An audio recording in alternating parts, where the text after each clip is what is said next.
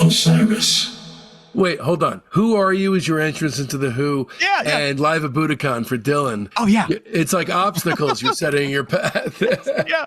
But, I was young enough that I had the time to sit with it and to kind of learn about it. Like, that's all I did. I would read about all these people. So because I was a student of it all, I was able to sort of not just go, oh, this sucks. Yeah. I sort of figured out why it might not suck.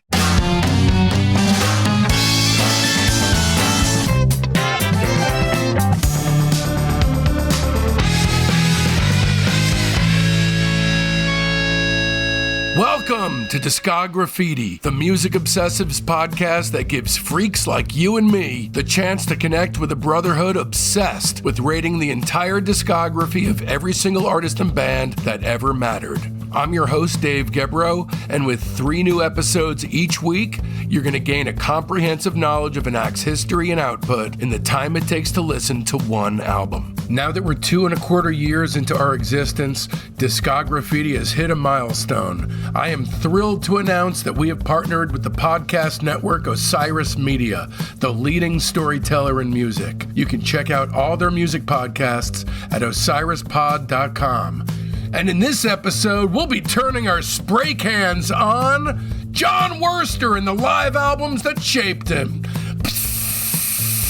Along with our special guest, Jon Wurster, drummer for Bob Mould, Superchunk, The Mountain Goats, et al., ad infinitum, not to mention Tom Scharpling's cohort on The Best Show.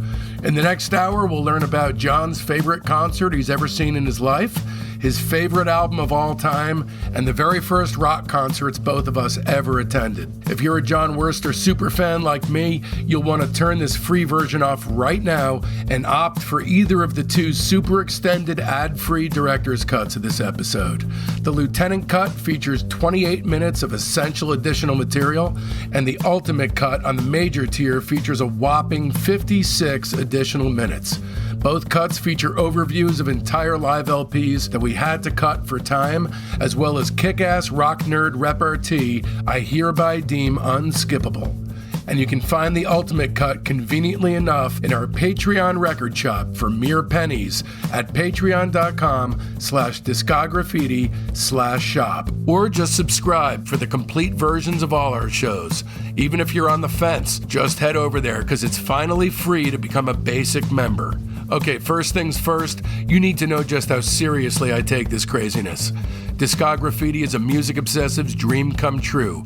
The guest and I explore an artist or band's entire discography in a futile but valiant attempt to reach a higher truth, which often is cleverly disguised as a nerdy compendium of star ratings and lists. The show is heavily researched, and the music is always reassessed with fresh ears.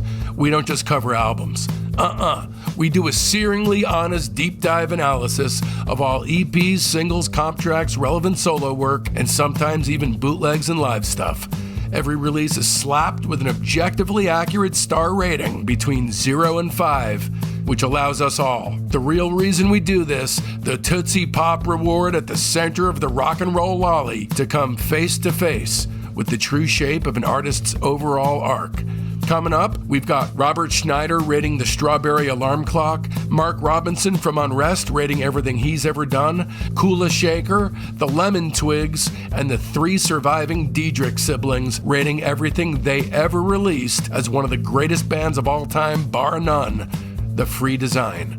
Oh, and Michelle Phillips, along with Mamas and Papas biographer Richard Campbell, rating everything they ever did. So don't miss out. Open up your listening app right now and subscribe. And away we go then! Tonight's guest is a drummer and a comedy writer. As a musician, you may know him for his work with Superchunk, The Mountain Goats, and Bob Mould. Breaking the mold of crazy drummers who are decidedly not blessed with a sense of humor, this guy's just as well known for his work on The Best Show with Tom Scharpling.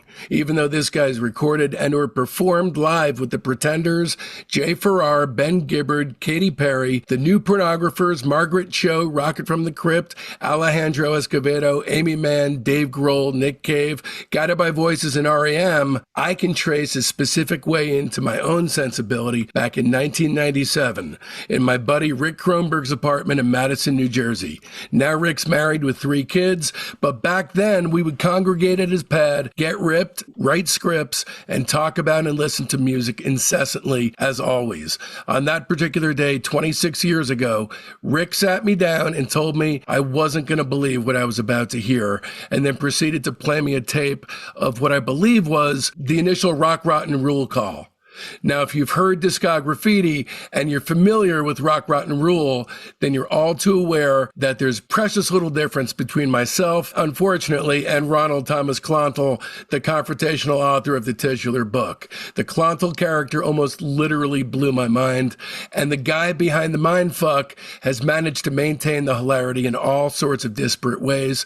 Lads and ladies out there trawling the live venues and keeping them thriving no matter what, won't you please throw a rose onto the stage of your mind for the equivalent of a merger between John Bonham and Andy Kaufman's commingled sensibilities. It's the ultimate argument settler, Jon Wurster. I want that entire thing on my tombstone. Everything you just said. Thank you. No problem. It'll be the size of Kubrick's monolith. Exactly. Yeah. Thank you so much for doing this. This is a first time out for Discograffiti because the live album thing was something I've been wanting to do for a while. And when I first hit you with a list, it was from this ingrained sort of Robert Christgau-esque, these are the best live albums of all time. Let's talk about these. And you told me, dude, yeah, I don't really connect with that. Let me do my own list, which I'm psyched that you did that. Yeah, it's funny. I love live albums, and I listen to probably more live versions of my favorite songs than the studio versions, just because there's more energy there. The tempos are usually up a little bit. It's more excitement, and it's always hard to go back to the studio versions once you've kind of lived with the live ones so much. So I was so excited that you asked me to do this because I've never been asked about my favorite live albums, which are a key part of my record collection. So you're obviously a major live performer. Touring is sort of the bedrock. It's your lifestyle, right? Pretty much. Yeah. So back in the day when you were just a little kid surrounded by super nerdy music reference books and talking with your friends, when you would dream about being a musician, was it dreaming about stacking tracks or being on the road in a van? It was probably playing live. I mean, I didn't get into a studio until I was maybe 18 or so, 17. So, from like 12 to then, I didn't really have a concept of recording. So I've been to several concerts and just, you're just, as a child seeing these shows, you're just sort of blown away. Like U2 in 83, I saw them. And oh, you saw them that year? I did. Yeah. Okay. Yeah, I saw them. And it's funny, I'm not a big fan. I don't have any of their records, but that show I saw in May of 83 is still probably the best concert I've ever seen. But I was probably 15 or so. And I don't know if I would have had the same reaction as an adult. Like I would have thought, oh, this guy's climbing all these speakers and it's kind of cheesy. But yeah, as a kid, it's just sort of mind blowing. I mean, my favorite is Unforgettable Fire, but Joshua Tree and Rattle and Hum, anyone who wasn't alive during that era will just see them perhaps as, and this is arguable, but the fuddy-duddies that they currently are. But back then, they were like the Beatles. I mean, probably not like the Beatles, but whatever the 80s version of that was.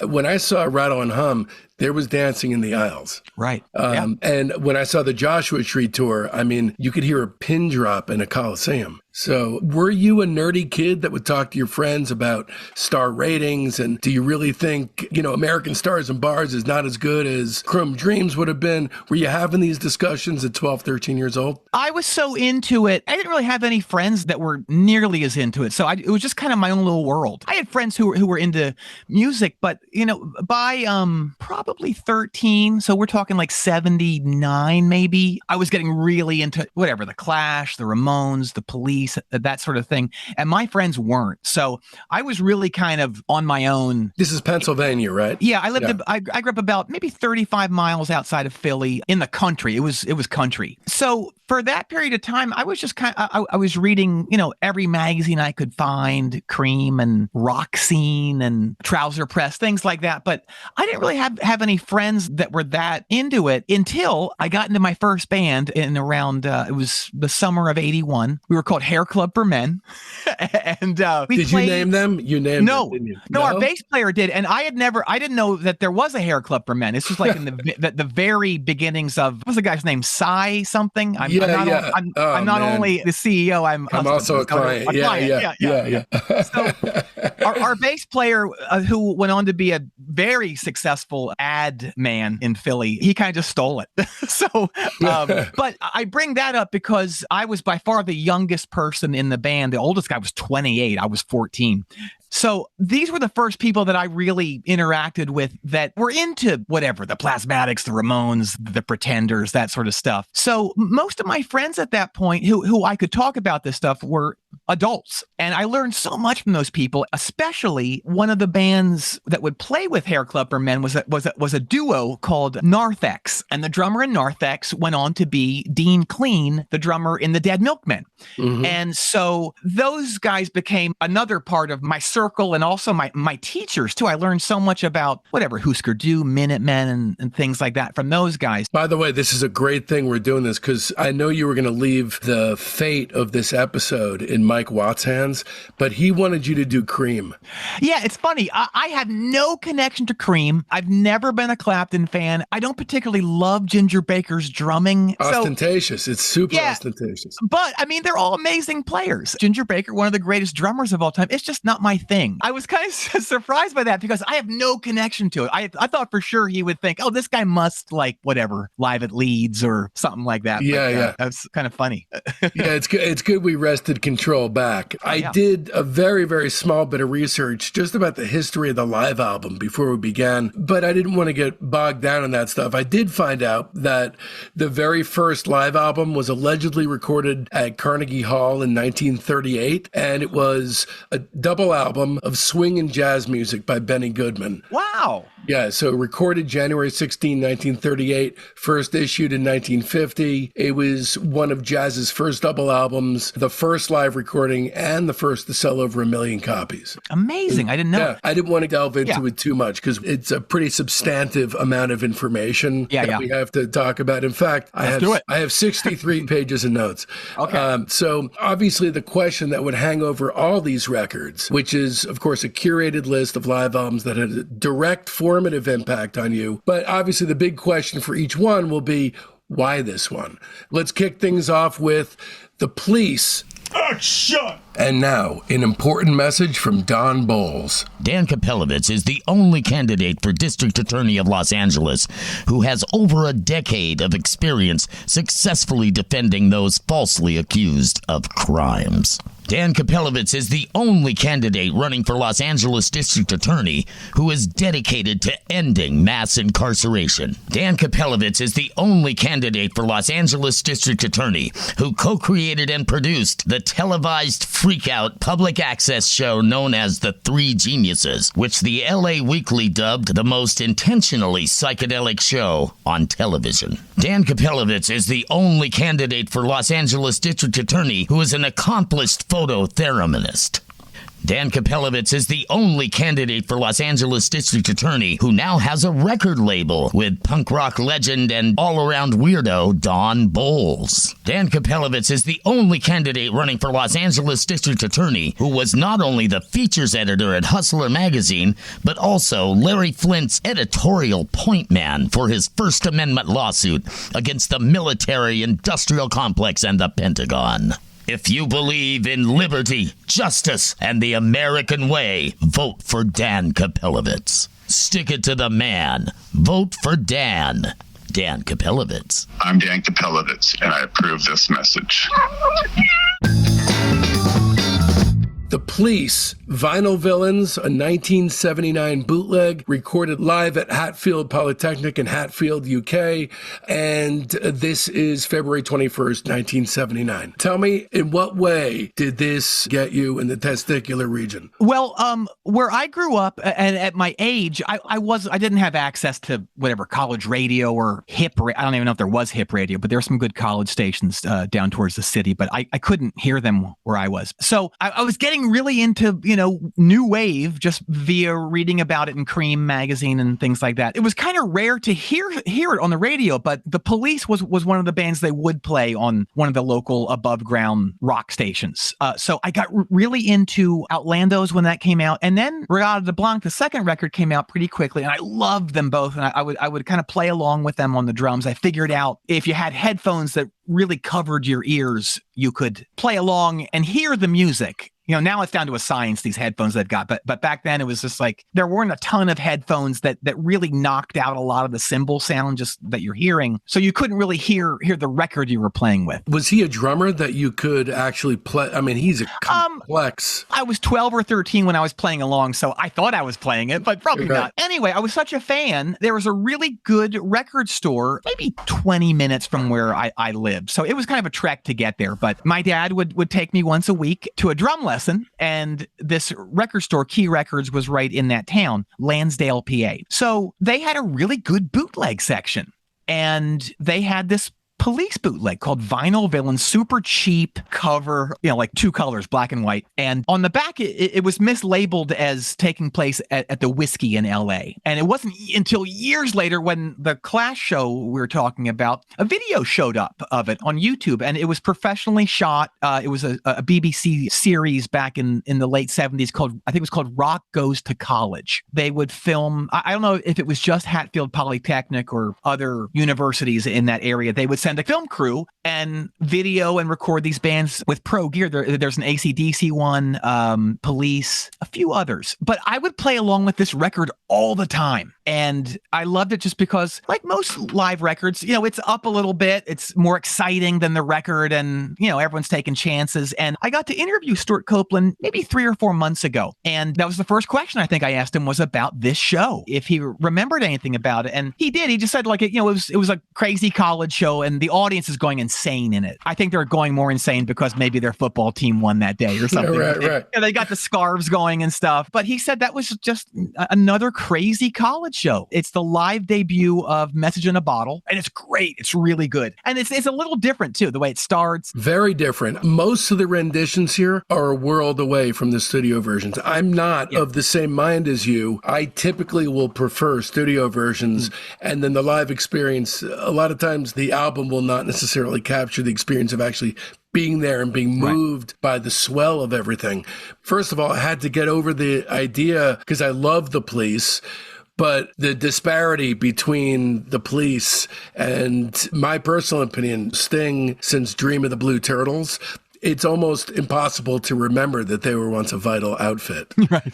And by the way, I'm curious your thoughts on Clark Kent. Oh, love it. I loved that EP when it came out. I listened to that all the time. Yeah. A new version comes out today with is that right? Oh, I gotta find it. 18 tracks on it. Oh my God, that's amazing. This group is thoroughly interesting to me because by the time we get to punk, it's to kill off bands like Curved Air. Basically, the Police came up to kill the bands that the guys in Police had just been in. Right. They were kind of self-admitted posers too. Andy Summers he was in that band. What are they called? Dantelion's Chariot? Yeah, that's right. Yeah. Is that what it's called? And he was in the Animals for a little bit, Zoot Money. So these guys, they weren't punks. But at that age, 12, 13, they had no baggage with that. I didn't care. I think it's great. I never heard of Curved Air. I like my punks knowing more than 3 chords. Yeah. And that's my favorite era of a lot of those bands, like the Ramones. I love probably the 6th album the best. It's called Pleasant Dreams. It's like a pop rock album. I like when those bands kind of broke out, like London Calling's my favorite album of all time. To me, that's the ultimate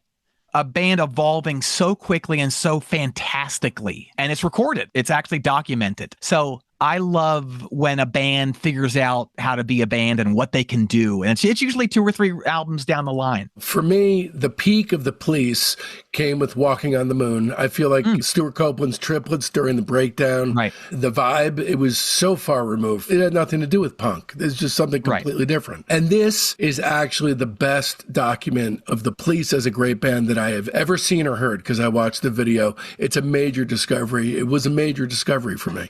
Yes, and that's what's interesting about the Police, and we talked about this in that interview, was that for the most part, he learned those songs an hour before they recorded. Message in a Bottle was in the mix, but like pretty much most of the songs from there on out, as far as I understand, they learned those songs an hour before they cut them. And so that's why like King of Pain, maybe one fill in the entire song on the record, and live is just, he knows how the song goes live at this point. So it's just, it's all over the place. And that's one reason I do kind of prefer the Studio Police as to the live one, because you're hearing the song more than you're hearing a guy who's just a top shelf drummer knowing the song and just getting all his licks in. You know what I mean? Yeah. So, and by the way, I gave these all star ratings because I just can't help myself. It's like a tick.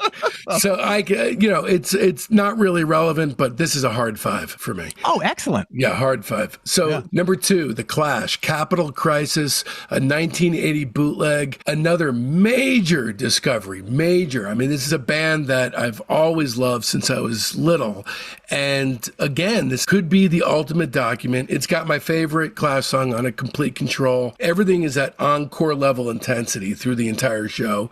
Plus, it's a showcase for possibly the world's shittiest dressed band. You got the jumpsuits and everything. I can't remember what they're wearing in this, but again, a visual reminder of how great the music was and how crazily jumpsuit centric their wardrobe style was.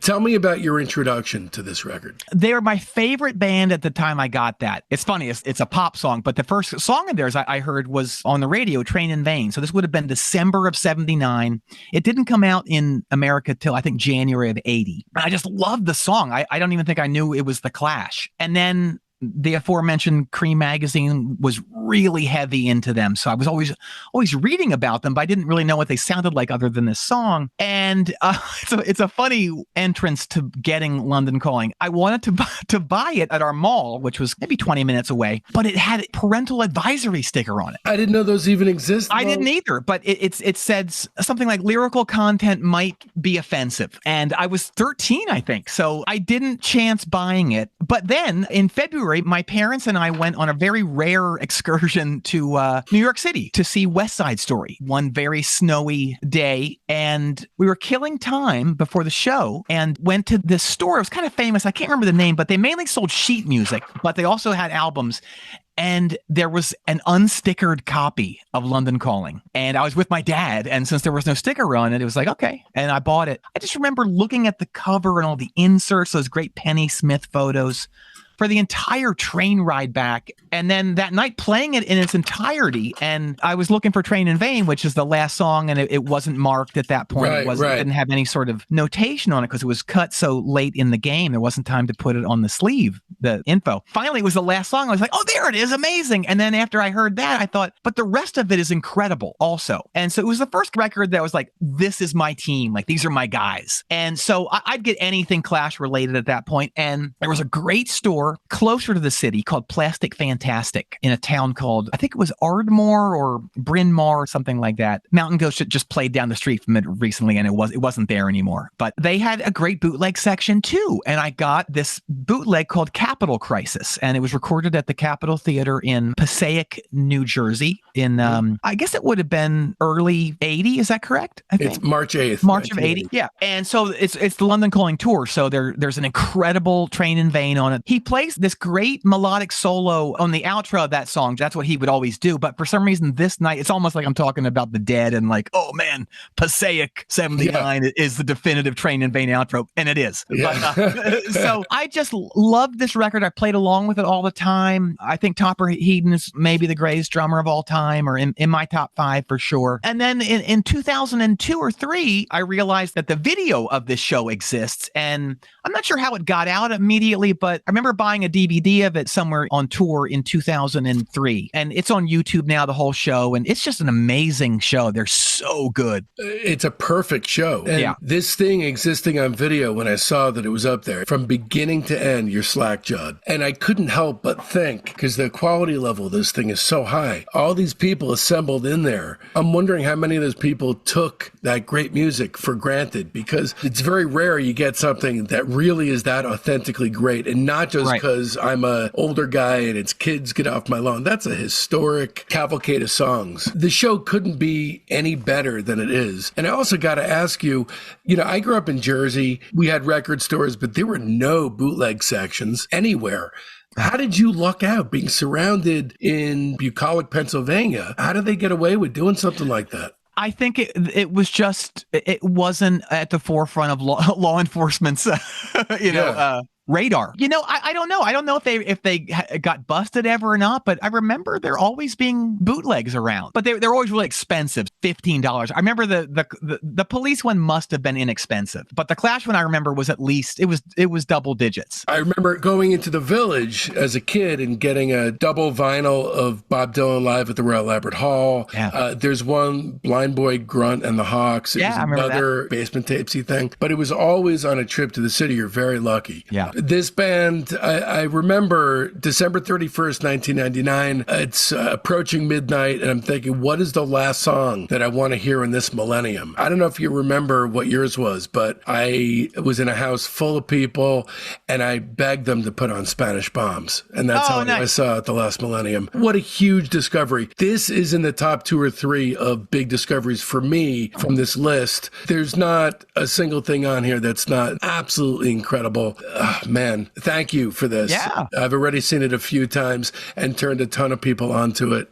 Nice. So needless to say, 5 stars. Anyway, number 4 is The Heartbreakers, live at Max's Kansas City, 1979, which I owe you a huge debt of gratitude for a very specific reason, but please run with it. The aforementioned Hair Club for Men band, my first band, the bass player who was the 28-year-old, he was really into the Heartbreakers, and I probably had the first Dolls record, and something about the Dolls, I mean, obviously one of the most influential bands, and it's a great album. I like the Heartbreakers more for some reason. But interesting. Anyway, so Key Records, the record shop I mentioned earlier where I got the Police bootleg, they had a copy of the Heartbreakers live at Max's, and I don't think I'd really heard the Heartbreakers yet, but I remember my first paying gig, Hair Club for Men played at like a local VFW hall, and we charged whatever, a couple bucks, and I made $60, and it was around the time of my birthday too, so I was deep with money, $60. and so I went to Key Records and I bought Iggy Pop Live TVI and the Heartbreakers live record and some other things. And they both are not great sounding records, but they really especially Iggy. Especially. Yeah. The story goes he kept the advance and spent like $1,000 on the record. But the Heartbreakers record, I remember just listening to that every day after school. So we're talking, I was probably in 8th grade, maybe, or 9th. It was just a huge record for me. I don't recall playing along with it much on the drums, but I just love the energy.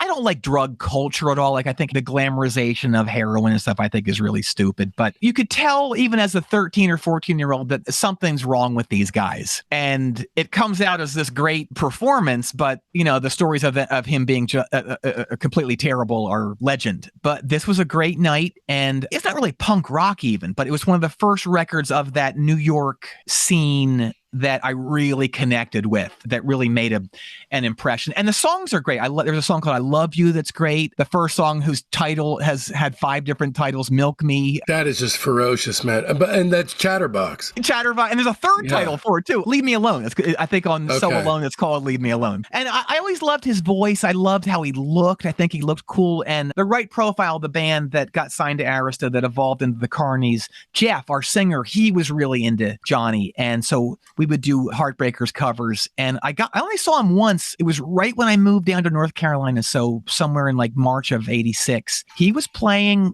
at this little club in Raleigh called the Brewery, which probably held no more than 400. This would have been 86, and it was great. It was really good.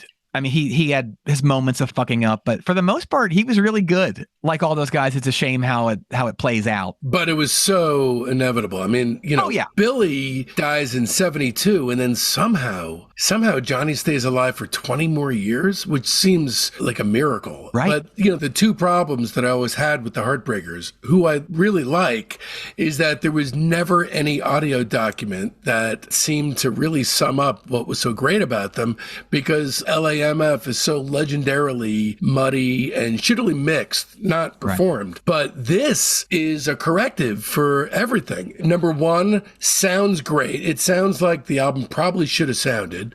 And also the aspect of them as a heroin band is kind of front and center here. It doesn't shy away from it.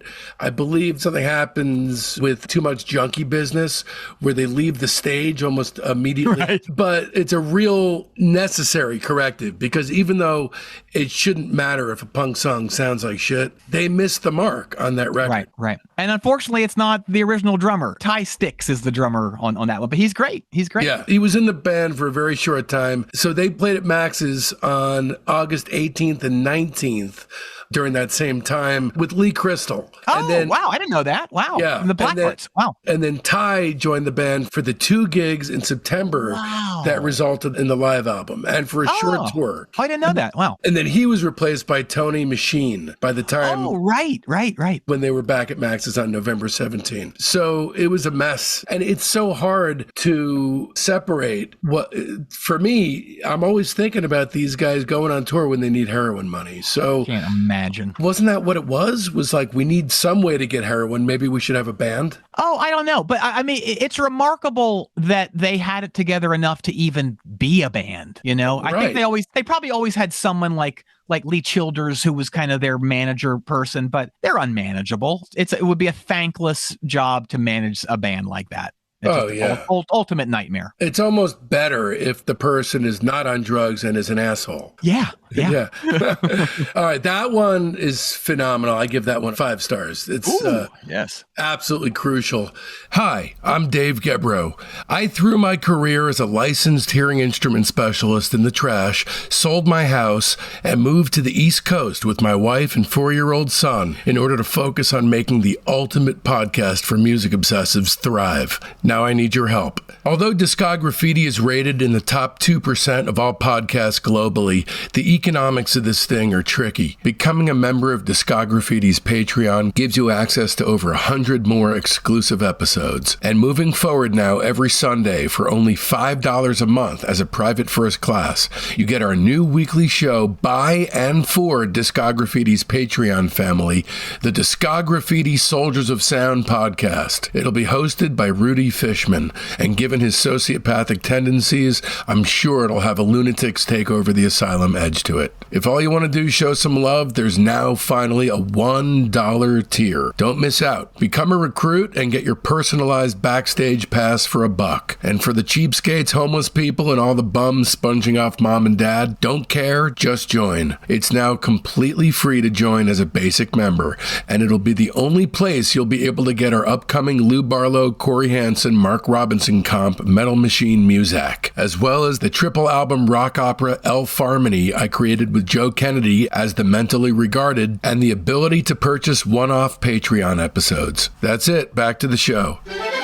U2's live at Red Rocks. I liked U2 when I was younger, but I didn't have any of their records. One of the guys in Hair Clip for Men had Boy and October, and there were some songs I liked. And then my brother and I got tickets to go see them on the War Tour at the Tower Theater in Philly. And it was just incredible. So I would have been maybe 15, maybe 16, and the Dream Syndicate opened. Oh, nice. Yeah. I just played with Steve the other day, Steve Wynn at a show. And Nuggets, right? Yeah. He was great. He's incredible. Did you ever meet Kendra? Never.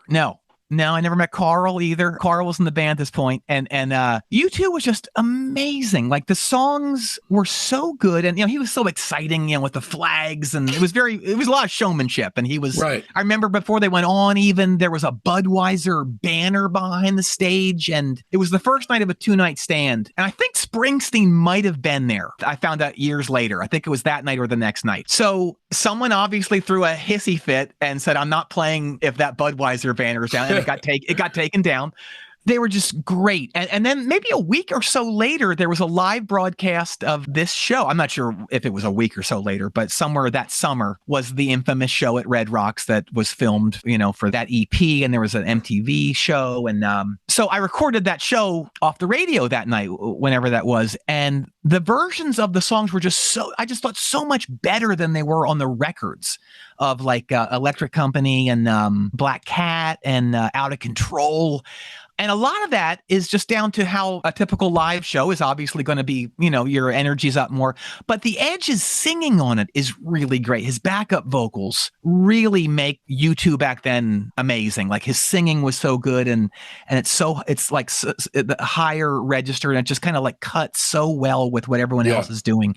And so just like, I guess I would just say it's an example of a really great band playing incredibly under really, I guess, duress, because the weather was apparently it was incredibly cold. Like it was in and the raining. 40s. And raining, and raining. And also one other element that I wasn't aware of until researching this is that it was not well attended. And right, yeah. So just like all the great live gigs where all the pieces fell into place last minute, a thick mist filled the air and obscured the crowd. So it was perfect. Yeah, I mean, while you're doing a gig like that, like we've done a few shows with whoever, with Bob or Superchunk or Mountain Goats, where it like there's weather circumstances that are just crazy. It's kind of not scary, but you're like, how's this going to fuck up at this point even more? And I'm sure they were thinking that at the same time, where it's just like, oh my God, we're going to be able to do this? Are my fingers going to be able to move because it's so cold? But then you're also thinking, this must look amazing. And it does. I mean, you can see the breath, the mist. They made the most of it. And they have a natural inclination to skew towards having a flair for the theatrical. Oh, yeah. And they took this one all the way to the bank there, because this performance, I can't think of anything that more aptly sums up the pre-Joshua Tree phase of their career than this. This is the moment in the 80s where, when you think about them, most people think about this. And, I'm not blind or deaf. I know who U2 is now and what they mean to me now, and it's a very different thing.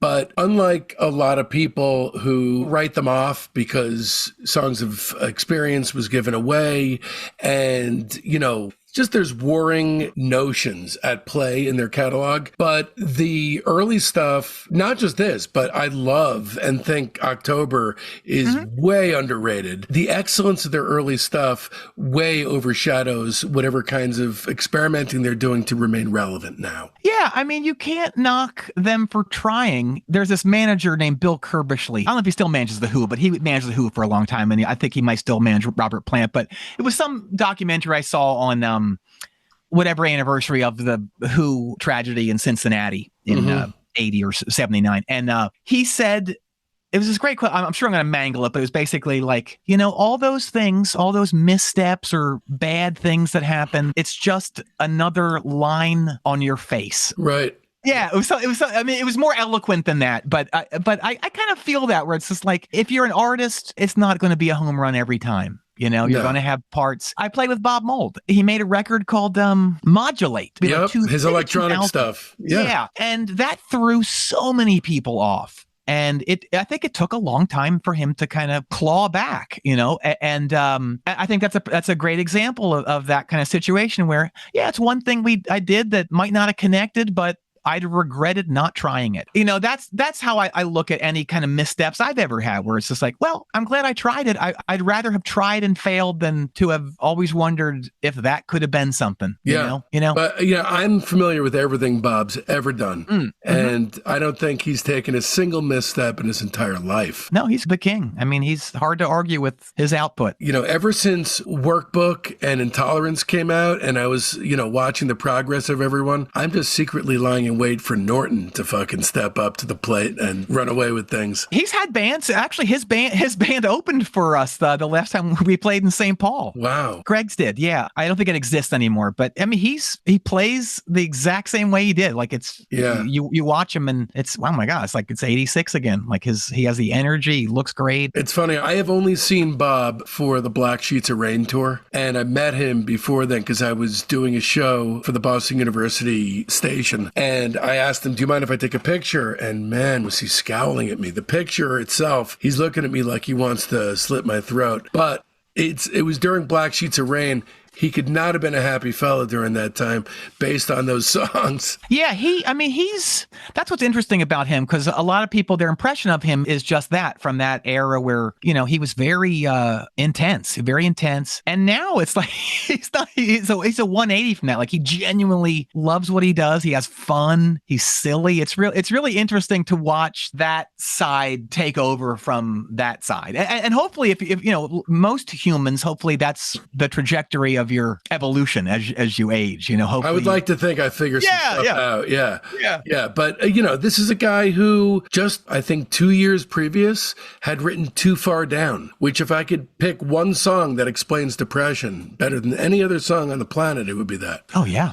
So it's not shocking that things would not go incredibly smoothly when I met him. But in any case, the U2 thing is really part of the collective unconscious at this point. It's also the best wearing of a mullet. I think those are wigs. Right. And also, I met Bono and the Edge. I waited tables at Musso and Frank's. Oh, yeah. Wow. And they came in, and I kind of knew exactly what to say because I knew everything about them. So I knew initially they were called the Larry Mullen Jr. Band. And, Same birthday. Really? The Halloween baby. Yeah. Oh, that's great. That is the best birthday imaginable. And I told them that I really thought it was not too late for them to release Elvis Presley in America as a single. They had their publicist come back in and say they really, really liked you. Oh, nice. That's great. Yeah. Anyway, hard 5 stars. Number 7 is a record I had not heard before, and I loved it. It's the Descendants' Liveage. Yes, I'm pronouncing that right? Yeah, Liveage, yeah. So that's 1987. It's also possibly the quickest turnaround ever on a live album.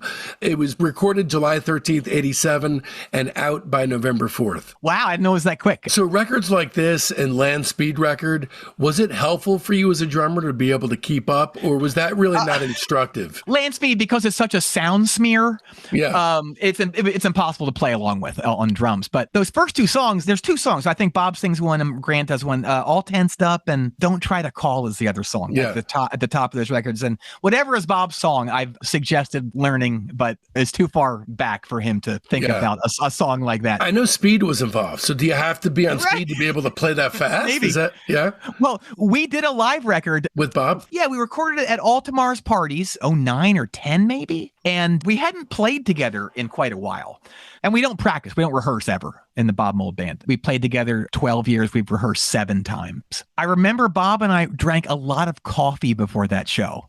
Just because I think we were on late at night or something. And so I remember us drinking a lot of coffee, and that record, the songs are so fast. They're really, really fast. Yeah. I don't know what got me to that, but Descendants are our legendary coffee band. The honest truth is, like, the faction of punk that passed me by, as someone in high school who was eagerly devouring the more art damage side of things. So Minutemen, Husker Du, Sonic Youth, I was incessantly listening to that stuff. But at least where my head was at the time, Black Flag and Descendants, Circle Jerks, that kind of stuff, it passed me by because it just seemed like, I don't know if it's more of a blue collar or less of an intellectual bent or what have you. But now listening to this, I completely see the error of my ways. I mean, this is as good as any of that stuff. I love all of it. I think of the Ramones and Descendants, Misfits as pop bands. Like, I listen to them because they're great pop songs. And I think that's what really set them apart, Descendants. And I think I see them as ground zero for whatever, emo, pop, punk, whatever you want to call that. I don't think anyone's really done it better. 5 stars for sure. Oh, hi, Dave again. I got to tell you about the next tier. As a lieutenant, you get an ad-free, substantially elongated director's cut of every episode. And you'll be getting the shows an entire week early from now on. And now back to our expertly crafted program.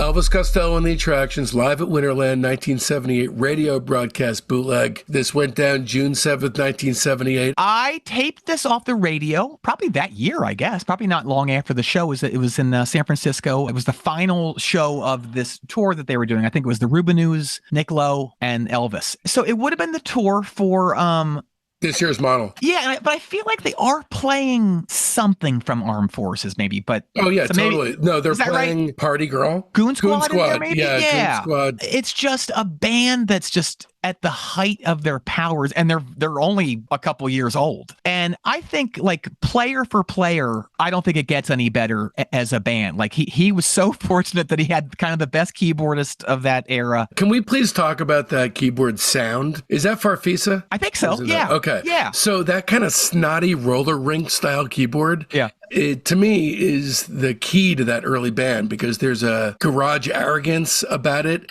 that feeds into, now I don't think he was a true misogynist. I think he was a nerd who got his heart broken a few times. And so it's easier to be angry than it is to be sad. I know when Mira Applebaum cheated on me in high school, the first thing that I did was I reached for This Year's Model, and it got me through that. It is, to be fair, and by the way, that was just as much my fault as it is hers. I'm not castigating Mira, but there's almost no better record except for mid-60s Dylan to get through a breakup, to use false anger to get through that terror of being cheated on. Right. And they both have songs called You Belong to Me. Right. This is absolutely incredible. I saw him later on. The first tour I saw him on was for Spike. And by that point, he'd become too opulent a songwriter to allow himself to revisit this territory. Yeah, I agree. I've seen him a couple times in the last 7 or 8 years. He's always great. He's still great. There are flashes of that in there. But I mean, like anyone who just wants to keep doing it, you just find different things to do. And hopefully you can still call back to that period and give people that, because he knows people are coming to hear Angels Want to Wear My Red Shoes. And in the Mountain Goats, we have that too. And with Bob, wherever it's just, you want to play your new stuff because it's fresh to you, but you also know that these people are coming to hear like 5 specific songs, and you try to give them a few of them. I mean, I'd want to hear those songs if I was just a fan coming to a show. I think Dylan's the only one that really gets away with it because he's 82. You just feel like, I'm lucky to be here and he's there. I'll take what you give me. I don't know what kind of Dylan fan you are, but big. I know that, big time. Yeah. All right. Are you so incredibly excited to hear the complete Budokan this weekend? Yes. And it's funny because I almost put this record in here, not because it's a favorite, but it was the first Dylan record I bought. Budokan was? Really? Yeah. Oh, well, shit. And you're still a fan. Oh, yeah. Same thing with the Jam. My mother and I were driving to visit my grandmother in upstate New York, and it was the year that it came out, which was 78. Yeah. And it was a double record. And I had a boombox with me on this trip, and we stopped at, it might even been a drugstore, it might not even been a record store, and they had cassettes there, and they had the double cassette of Live at Budokan, and I thought, well, I should get this because it's got all the songs, the titles I've read about, and so it's a crazy record, and there's a whole it's crazy stuff. It really is. And I can't say I loved it when it came out, but that was my entry into him, and I want to get the record just to have all the ephemera that comes with it, like the pictures and the booklets and everything. So I will say, it's not, I didn't put on here either. For my money, the greatest live version of any song ever is the Tonight I'll Be Staying Here With You from the Rolling Thunder tour. I think it's the first song on the live record. I love it. And until I got the Criterion of the Rolling Thunder Scorsese thing, I didn't know that there was video of it. And it's one of the extras on the disc is the live version of that song. And you finally see it happening. And you'd had it in your mind so long what it looks like. And it was close. It was close. Yeah, that was exciting to have that little extra present itself. This next one I've had for a very long time, and it has a very interesting genesis to it as well. Number 9, The Who, The Kids Are All Right, which is a soundtrack, actually, and that's from 1979. Talk to me about when this hit you and what kind of impact it had on you, because I know it was seismic. Yeah, the first Who record I bought was Who Are You when it came out. And that's kind of all I knew, too. Wow. So, wait, hold on. Who Are You is your entrance into The Who. Yeah. And Live at Budokan for Dylan. Oh, yeah. It's like obstacles you're setting in your path. Yeah.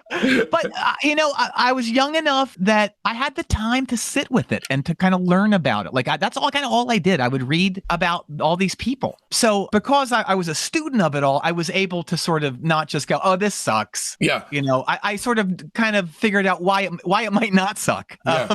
So The Kids Are Right came out, 79? And at that point, Keith had died, and they came back with Kenny Jones. They're going on tour in America. So it was massive. This was But huge. He wasn't dead yet. So the thing that Kids Are All Right is actually notable for has the last ever Keith movie. Yeah. The Who was big news at this point. Like it was on the news too, the Cincinnati thing. And I must have gotten the soundtrack when it came out. And I saw it in the theater. I remember seeing it in the theater that had a terrible sound system. So So it didn't have the impact it should have, but the album did. And I remember it's one of the first records I played along to a lot, specifically Bab O'Reilly and Won't Get Fooled Again from the Shepperton show, which I guess was his last concert with the band. Which is probably good. I don't know if it's because of Keith's depleting energy levels, but the Won't Get Fooled Again, just from the perspective of somebody looking to play along with a song, is easier to play than the studio version. Oh, yeah. And you can tell. I mean, it's rough. Even that, especially when you watch the video, it's like, oh yeah, this guy's he's out of shape. But thank God for click track. Apparently he was great at playing with a click. Wow. That's why those sound good, because he's keeping up with what he's hearing in the phones. So yeah, I played along with that record so much when I was a kid, for better or worse, because he's so wild. And when you're a kid, you want to play like that because it's cool looking and it's exciting. But when you get in a band, you realize, oh, nobody wants that. Yeah. And I'd advise every young drummer to learn how to play the guitar or the bass and just kind of play along with records, and you'll realize what a drummer's job is. And The Who is a anomaly in that scene, as is Mitch Mitchell with Jimi Hendrix, where it's like, it works for it. That kind of overplaying works. But even Keith Moon got Jim Keltner to play on his solo record. How is Two Sides of the Moon? I haven't actually heard it yet. I've only heard a couple songs. There's a Lennon song on it that's like a rock and roll song that John Lennon gave him. I mean, he's a terrible singer. It just couldn't really sing. And it was a party, but I'm sure also the partying helped him cope with the fact that he knew he's not a front guy. You know what I mean? Yeah. So that was probably tough to have all these incredible players around you, and that what you're doing is just it's not great. With all those session guys that played on it, and he had great people. It was probably a weird situation to be in. Yeah. The Who are such an interesting band. Young men going through puberty and being a teenager. If you do connect with these guys, it pays off in ways that it's impossible to explain. Way more so than Led Zeppelin, because they don't have the navel gazing aspect down. When Pete Townsend sings, did you see that sequence in Freaks and Geeks where they showcase I'm One? Yeah. I mean, that to me says everything. That really hit home for me. Yeah. I mean, it's a band where the guitar player is the rhythm section. Like the guitar player's keeping time and everyone is soloing. And there's other bands that sort of try that, but they don't sound like The Who. Like The Who just kind of had it down, where even though they were all soloing at the same time, it all fit somehow. And like you listen to the studio version of Won't Get Fooled Again, the drumming is incredible. It really is. Amazing. My favorite thing about that song is that it has the best scream in music history and the second best scream. The first scream is really good, but then the second one, I always prepare for it. I have to prepare for it, because if I close my eyes and get into the section before it hits, it always brings a feeling of when the yoga masters talk about Kundalini, the snake that comes with I get the same kind of chills going up and down my spine. It's a pure electricity. Incredible. This is 5 stars, in case you were wondering, which I'm sure you were not. The next one I'd never heard. Big Iggy Pop fan. Number 10, Iggy Pop, TVI Live 1977. This is a very interesting one because it sounds like it was recorded through an anus. Also, the first Iggy record I ever bought. Yeah. And I'm sure that was because funny. It was probably $4.99. It was already marked down. So that would have been in 79 or something. By the way, recorded in 77, released in 78. Superchunk actually played, I think it's only recorded at maybe 1 or 2 venues, a theater, I think it's called the Uptown Theater in Kansas City. Kansas City, Is that right? Yeah. So that was exciting to be there. And it was like an old warehouse theater, nothing cool or anything. But I loved this record, and I had nothing to judge it against either. So this is the first time I'm hearing Iggy's stuff, and I Gotta Write on it is so punk rock. It's so fast. You have Hunt Sales and Tony on bass and drums, and there's some Bowie on it. I think Bowie's on it. Bowie plays on it. Yeah, on Night Clubbing and Fun Time. Just I think every version on it is amazing. I think they're all great, but it's the thinnest sounding record of all time, because I think the legend is he got a pretty good advance from RCA. And $90,000. It was that much. Wow. And then he went to a shitty German studio, and very quickly and cheaply for about $5,000, he doctored the tapes, and that was it. And by the way, not just David Bowie. Bowie's on keyboards and background vocals for 4 tracks, But what we also have as well is the Sales Brothers. So you have a proto-nascent Tin Machine behind Iggy. Oh, yeah. Incredible. Which is really cool because you're way more liable to be slayed by this stuff than you are the Tin Machine stuff. Oh, totally. It's very, very muddy, but there's that mid to late 70s coke sheen to the music. Oh, it's totally coked out. Yeah. Yeah. Now, I got to ask you, I thought these guys got clean together in Germany. I don't know what clean means in 1977. This sounds like cocaine. So I'm just curious if they were still getting fucked up. I would assume so. They had to have, right? I'm not sure what the rules were. Like, I don't think alcohol counted as anything, you know? Right, right, you know? yeah. Yeah, it'd be interesting to know what slid under the umbrella of hard drugs back then, you know? You know, when I think of mid-70s music that sounds like cocaine, what's the first thing that you think of when you think of auditory cocaine? So when you become a major, you get yet another show on Wednesday, either Discograffiti's The Top 10, our Buried Treasure show, Rock Cousteau, our Slag Off show, Queasy Listening, or exclusive limited series like The Private Press with Paul Major. And if you've got no financial worries to speak of, keep in mind that some of the higher Patreon tiers allow you to actually advertise on the show, choose the bands we cover, or even some of the guests we get. For the price of a cup of coffee a week, you can ensure my family's fed, build a music library that'll be the envy of your block, and connect to a thriving community of music maniacs all at the same time. Don't risk feeling badly about yourself by not giving. Patreon.com/Discograffiti. Once again, that's Patreon.com/Discograffiti.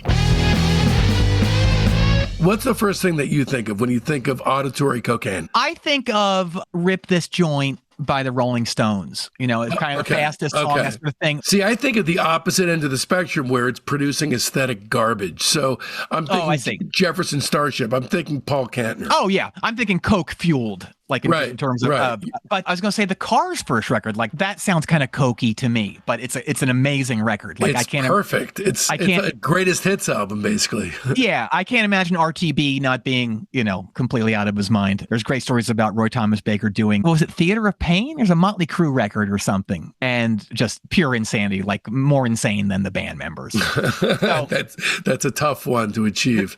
Yeah, the days of those kind of producers are maybe over, but it's pretty exciting to kind of learn about it. You know, this is mainly a thing for Lou Reed, I feel, but in the 70s, there were all these what looked like cheap European live album knockoffs that you'd find in the record stores all the time, but you had no idea if it was good, shitty.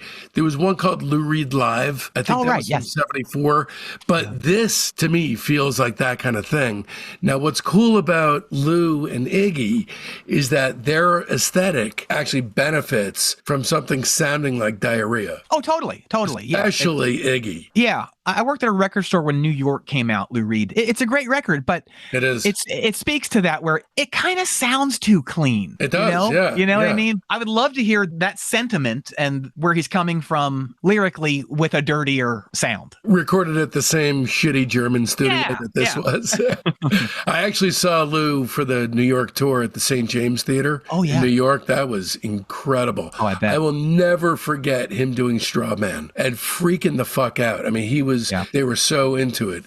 This, I wouldn't say I feel as strongly about this as you, only because knowing Metallic KO, which is not just my favorite Iggy record, but it's in my top 5 live albums of all time. This to me is a step on the way to that pinnacle, but I'll give this 3.5 stars. I love the muddy scronkiness of it.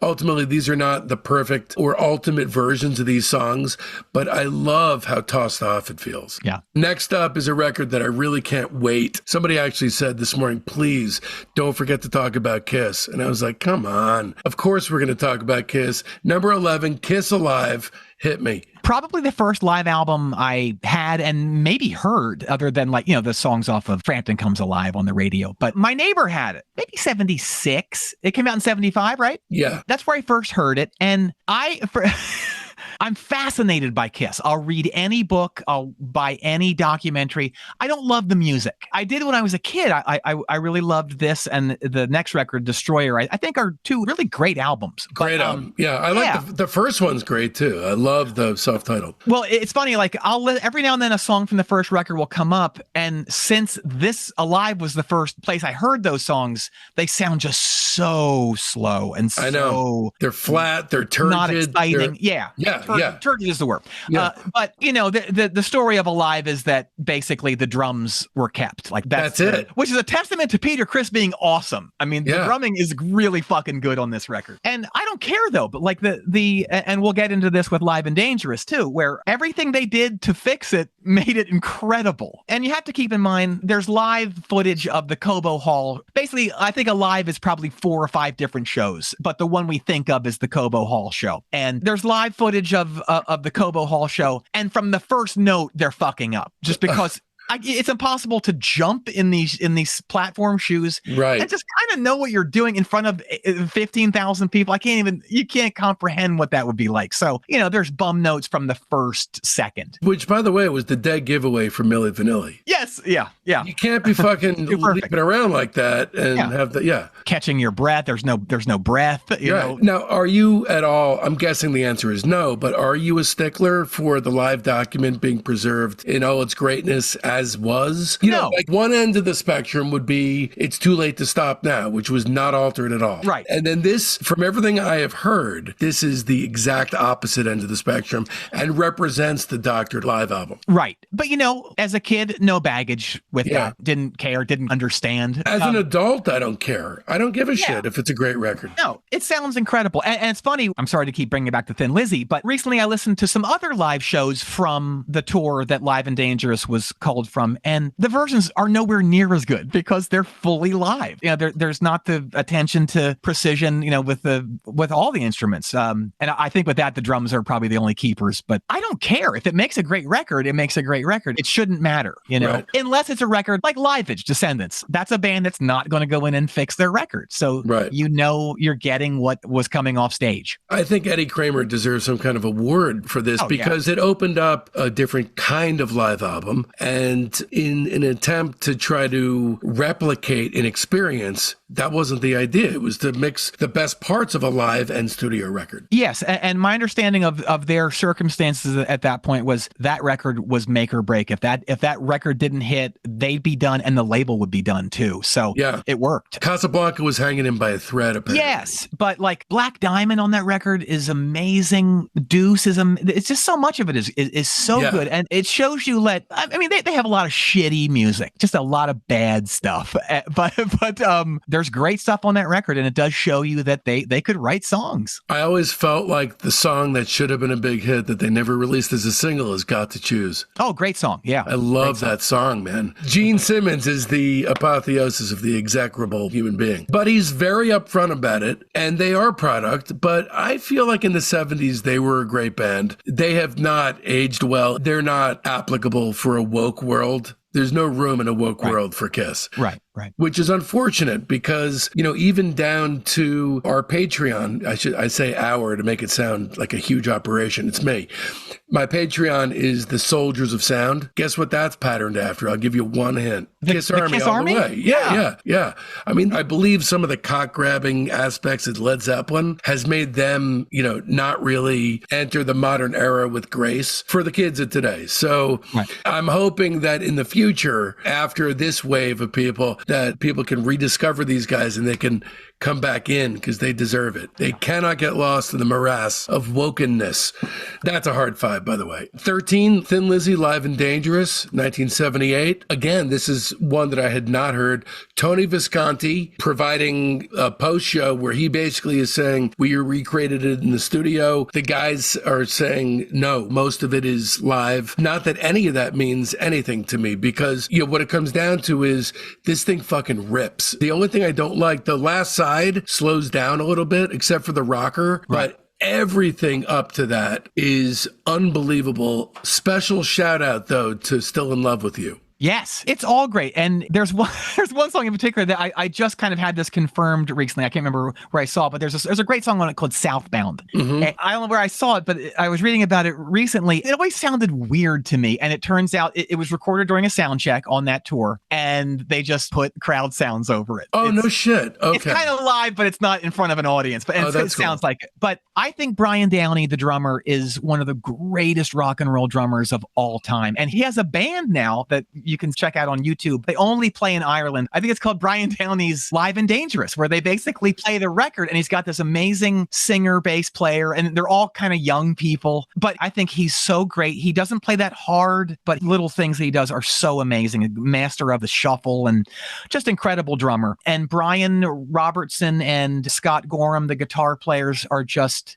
Nobody does that twin guitar thing like they do. And it's amazing. You know who actually is incredibly inspired by the twin guitar work that is doing great modern day stuff with twin guitar is Corey Hansen and Wand. Oh, yeah. You know, I've heard the name a bunch. I haven't heard it yet, but it's amazing. Does it sound like Thin Lizzy? No, because he's got all these different combative forces at work, where in the same song, he'll be doing a Cortez the Killer type solo, and then going into what is obviously television inspired. It's like Wilco's being there. You're playing what record in the collection is inspired this one. His solo album, Western Come, is the best album of the year, I think. Okay. But the twin guitar work on Southbound, especially, because, you know, this is a ballad, is just so perfect. Yeah. I mean, these guys are so in the pocket. Yeah, they don't make them like that anymore. Were you a big FM rock radio guy back in the day? Yeah. Probably started listening to that stuff, probably not until 78 or so, though, until I was able to figure out college radio in like 82 or 3 or so. The Boys Are Back in Town always sounded 100% brilliant when coming out of a car radio.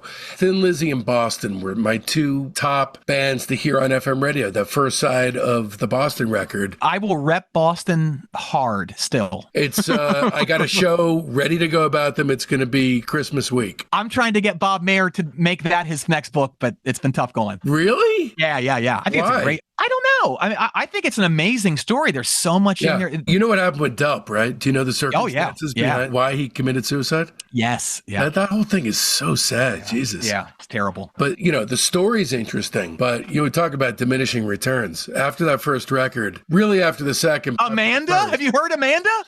Unfortunately, yes. I mean, because I don't know if you've heard the records after Third Stage. No. Yeah, I did, so you don't have to. But, okay, this one... I'm going to give 4.5 stars only because I feel like side 4 is not up to the rest of the record. Yeah, I love the rocker, but Suicide, Sha-La-La, and Baby Drives Me Crazy is not quite as good as the rest for me, but it's amazing. Everything that I've heard them do, amazing. And, you know, even down to the shot on the cover where it's like low angle, so he seems like a deity. Yeah. This was a deity in a lot of pain. Every time I see his face, I think about how he must have been hurting in such a deep way, but he was loud and proud on this one. All right, number 16, The Jimi Hendrix Experience. Jimmy Plays Monterey, June 18th, 67. I'm currently actually doing a tremendous amount of research for a Michelle Phillips interview. Oh, yeah. And in John Phillips' book, at least he says for sure that right before Jimmy went on, he popped 2 hits of Monterey Purple. I don't know how the fuck those guys from that time, like Santana apparently was on acid during the Woodstock thing. Right. And you know where he's going like this the whole time, he's squinting his eyes and looks like he's taking a crap. Apparently what was going on was he thought his guitar, or forget about it, he thought his guitar, he realized his guitar was a snake. Yeah. And so he was trying to tame a snake. Right. How the fuck did these guys, it's hard enough to perform in front of thousands of people, and then you add the X factor of being on LSD? I don't know how they did that. I walk into an elevator on LSD and I need to commit myself to a sanitarium. I don't know. I don't have an answer.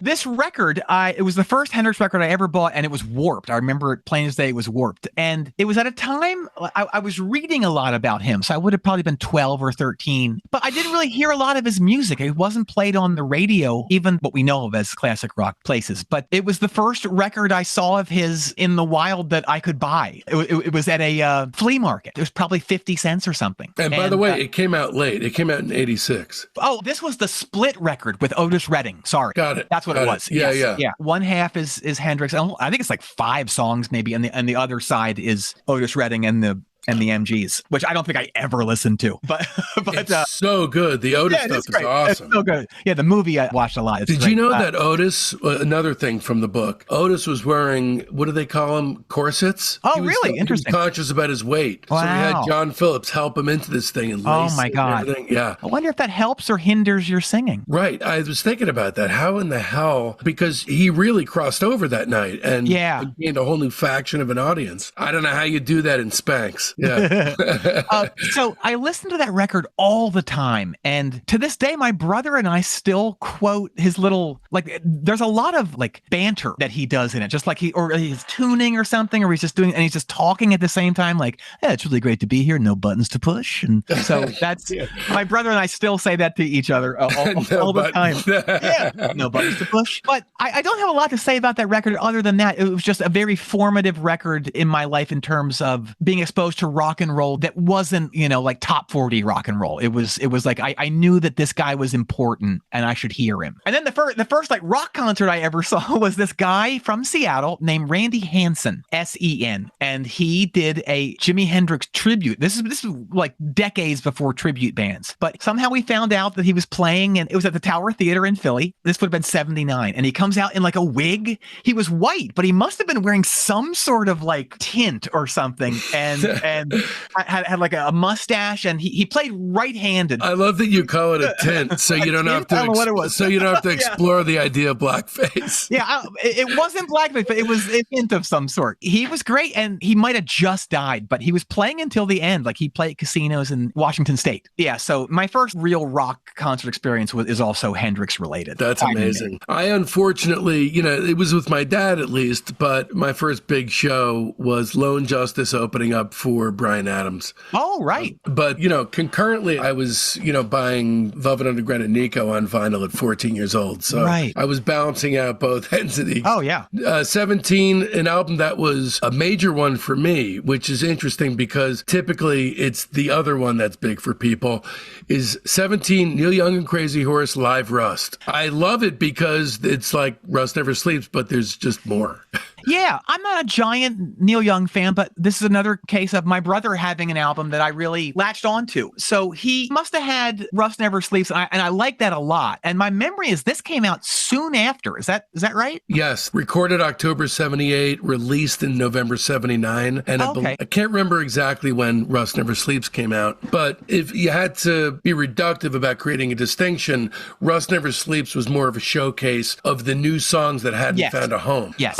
And this was more of a decade with an audience. Yeah, it's funny when you think about it, but he's probably the most punk rock guitar player of anybody ever. Like that sound is just amazing. It's kind of everything. It's distorted. It's got bottom, which doesn't happen a lot when you've got a distorted guitar. Somehow he has lassoed all of this into this incredible sound that's just so singular. And I think, getting into punk rock a little bit at that time, that album spoke to me because it was so aggressive. Don't forget though, the first side is acoustic. True. Yeah. Sugar Mountain. I Am a Child Comes a Time. After the Gold Rush, I love the antiquated quaintness of big audiences screaming and cheering when a performer sings about getting high. Yes. It always makes me smile when I hear a 1970s audience cheer on, and I felt like getting high. The Mountain Goats, we have a single that was inspired directly, not from him, but by Ozzy Osbourne. And John, he was really into this. I think it might have been Black Sabbath at the, the California Pop Fest or whatever it was back in the early 70s. And I guess just in between songs or like during solos, he keeps saying, I want everyone to get high. So Jon wrote a song built around that sentiment. And so you're not alone in appreciating that's awesome. It's just like, I know it's such a simple pleasure, but they say those are the best. And every single time I hear anything regarding that notion, it always puts a smile on my face. It's just so stupid and so funny. But yeah, this also was a big one for me. This one, definite 5 stars. 20, The Replacements for Sale live at Maxwell's, a title that if I even just say it, Bob Mayer would probably reach ejaculatory states. Recorded on my 14th birthday. I didn't wind up seeing these guys, unfortunately, until the All Shook Down tour in 91. Obviously, it was not like this. Also, one great thing about this is that it is Bob Stinson at full flower. He's doing these prog runs that are alternately hard rock, but also prog, and these tributaries that kind of lead to the side. And he's kind of playing separately, but together with the band. And it's kind of toward the end of the line. It's right before the Tim sessions and everything. So talk to me about your relationship with this one. Well, I moved to North Carolina to join that band. And the week after I joined was the week after that show. And I saw them in Raleigh at a skate rink, and they were great for half an hour. And then it was a Sunday too. And anyone who plays on a Sunday knows that it's just different energy. So they were great for half an hour, and then they kind of farted around. But I remember getting a cassette of this show, maybe somewhere in 87. So it would have just been a year later. And I loved it, but it wasn't mixed or anything. It was just like a tape of the Maxwell show. And when Bob finally played me the tracks for it before it came out, I was just over the moon, because like that AC/DC album, the separation between, even though that stage at Maxwell's is so tiny, somehow the separation is so great between Bob and Paul. And like you said, Bob's so on that night. I'm so glad that show was captured, because he's pretty flawless. And it shows you what a great rhythm player Paul is too. Paul is amazing. I love this record because, for all the stories about the Replacements being fuck ups and throwing it and shaving their eyebrows, this is the ultimate proof of how great they were. They were so great. And the guy that was in the legend is the weak link and the major fuck up. He's on fire that night. Right. So I love it. Yeah, yeah. And also it captures them at a super important fulcrum point in their history, because they're raggedy as fuck, but it's not the kind of raggedy that they'd exhibited at the very beginning. Right. Because now they had some professionalism baked into their sound. So you kind of have the best of both worlds. And I never thought, I don't know why this is the case. There's video of the sound check of this show on YouTube, but I don't know why there's not any video of the show. Like, it was recorded professionally. Yeah. I don't know why whoever was shooting that sound check just didn't shoot the show too. Maybe they did. It's a shame if that's the case. Anyone who's listening to this and is thrilled to be hearing about the Replacements right now, Bob Mayer did an unbelievable 2 episodes on the Replacements that I consider to be sort of the introduction of us getting an audience. And I was really honored that he came on to do that so early in the show's history. That one's a definite 5. So I know you got to go, which is bullshit, because you only spent 3 hours with me. It's That's 3 a hours. slap in the face. But I want to know, you got your fingers in just about everything. You got so much cool stuff going on. What do you get to do these days when you wake up? What do you most look forward to doing with your time, professionally and non-professionally? It's all just one thing, really. I just kind of, it's just doing it all. I don't have a normal life. I'm not married or with kids, and I don't go on vacations. So it's just, this is what I do. Yeah. I don't have a definitive answer. It's just, I'm so fortunate I can do what I do, and I don't have to go to school. I don't have to go to work. Yeah. That's the victory for me. Is this a particularly fertile time in your career? Or tell me what you got going on. Plug away, please. Tell me everything you got going on. We'll make sure that everybody listening attends or purchases everything you got going on. Always doing the best show with Tom Scharpling every Tuesday night, available in podcast form the next day. I think we're hoping to do some live shows next year. Got a bunch of some Bob Mould stuff coming up. Mountain Goat's European tour in the spring. Got this tour coming up in February. Which, by the way, we had Alicia Bagnano on the show. She worked with you on that, I believe, right? Yeah. Yeah, on our last 2 records. I'm going to be doing a tour with Jason Narducci, who I play with in Bob Mould Band. It's him and the actor Michael Shannon. Wow. We're doing R.E.M. songs. We did a show this past July at the Metro. So we're going to take it on the road. We're going to play basically just a couple shows in the Midwest and down the East Coast. And that's in February. We're going to be doing Murmur in its entirety. No way. Are you going to be in Jersey or New York? Yeah, I think it's Bowery Ballroom. Michael Shannon is the singer. He's great. Just so I have that information and so everyone else knows, what's the band name that you're going under? I think it's under their 2 names. I think it's Michael Shannon and Jason Narducci and friends play R.E.M., I think. Okay. Awesome. Plus, you're always writing columns and things like that. I mean, you ever like just sitting down and just like putting your feet up or no? Well, I put my feet up. Well, I do all of that. I write my best show stuff from my bed and do the calls from my bed. All right. It's 3:59. I want to give you 1 minute to get ready. Jon, thank you so much, man. This has been an incredible experience talking about this stuff with you.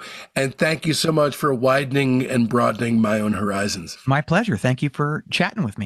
All right, that about does it. Stay tuned because next week's episode is Mark Robinson rating Unrest's Perfect Teeth and Air Miami's Me, Me, Me. A heartfelt Discograffiti thanks goes out to my beautiful wife and son, Jen and Mason, Jon Wurster, Rudy Fishman, my incredibly loyal fans, and especially the entire Patreon community, the Soldiers of Sound. I love every last one of you, and this show would not exist without you, my friends. Speaking of friends, it's high time for some new ones. They're in our Facebook group, Discograffiti Soldiers of Sound. That's the best way to find out what's coming up on the show, but there's a hell of a lot more. You get recaps of the day in music history, the ability to pitch questions to guests, polls that put you in the driver's seat on guest and band decisions, and access to a thriving creative hub if you're looking for a collaborator. So make sure you don't miss out. You can find the link to the Discograffiti Soldiers of Sound Facebook page right there in the show notes. And if you don't mess with the Zuck, no sweat. Just email me at info@discograffiti.com and I'll keep you in the loop. So now that it's done and you want more, another way to dive even deeper into the Gen X flag wavers of 1990s indie alternative gold is to leap headfirst into the David Pajo series, including the man himself rating Slint's discography. That's episodes 94 to 101. No Age's Randy Randall rating the Jesus Lizard. That's 70 and 71. My interview with No Age's Randy Randall. That's episode 88. The Bob Nastanovich rates Pavement series from 49 to 58, Nirvana episode 30, The Replacements with Bob Mayer 28 and 29, and number 18, The Pixies. And of course, you won't want to miss our Mark Robinson series, which so far encompasses episodes 128 and 130, plus future episodes 135 and 136. Join us during the upcoming week. This Sunday, you can expect another deliriously sociopathic entry of Rudy Fishman's Discograffiti Soldiers of Sound podcast. These are real people with talent and a burning fire deep inside, just like you and I. Get to know your new music-obsessed friends. And then, starting early in the week, I'll be rolling out the hugely extended director's cuts of the upcoming Mark Robinson episode for our Patreon majors and lieutenants. And of course, be sure to mark your calendars, because next Friday, February 23rd, we're coming at you with Mark Robinson rates Perfect Teeth and Air Miami. Trust me, you're not going to want to miss it. And so, from now till then, don't let our youth go to waste, lads and ladies. It's Discograffiti.